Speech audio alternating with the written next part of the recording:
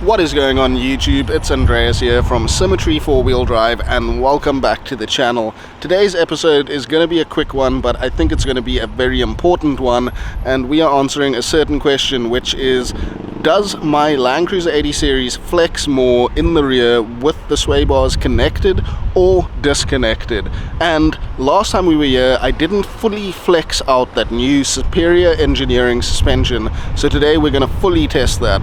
So we know where the limitations are on the front, we're trying to find the limitations at the rear. Let's dive right into the video and check that out.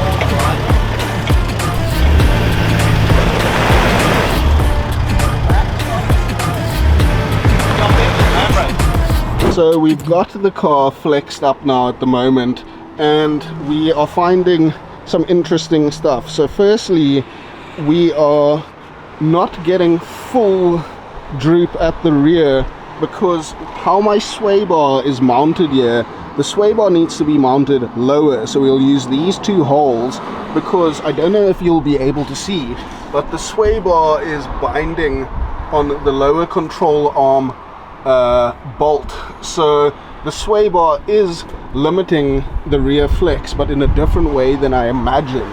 So we need to see now, if we remove one side of the sway bar, do we actually gain the full droop from the shock at the rear, or is there something else that is stopping us getting that full flex? But otherwise the car is flexing out pretty decently. We've got a 35-inch tire below the sill here, so that is pretty decent, and I'm happy with the flex, but I know that the car has more in it, so that's what we're going to look at now. I think the sway bar is what is limiting us there, so we're just going to pull the car off and maybe disconnect one side of the sway bar and then pull it back on and see does anything change. So at the front of the car, we are just being limited by the drag link, or not the drag link, the tie rod, the one behind the axle, that is fouling on the radius arm because we are using caster plates and not using caster corrected longer arms. So we are fouling at the front there, so that is limiting our flex at the front, and we basically just need to sort out the radius arms in order to maximize our flex at the front. So overall happy, but there are some improvements to make, so we will do that.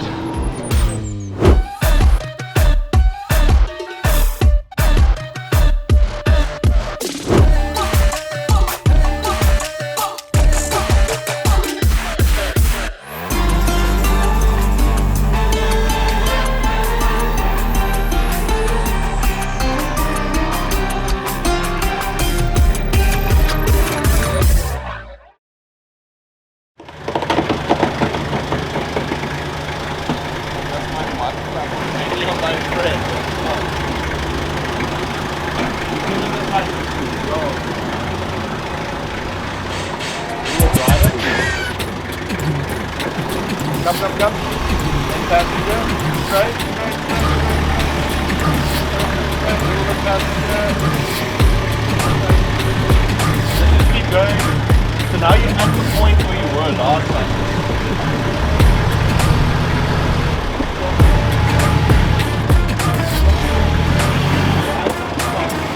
Go a little bit more. he looked terrified. Just go a little bit more. Stop. I think that was it. Stop right there. Now I can feel the car wallowing. Feels fine. You're basically standing on my leg now.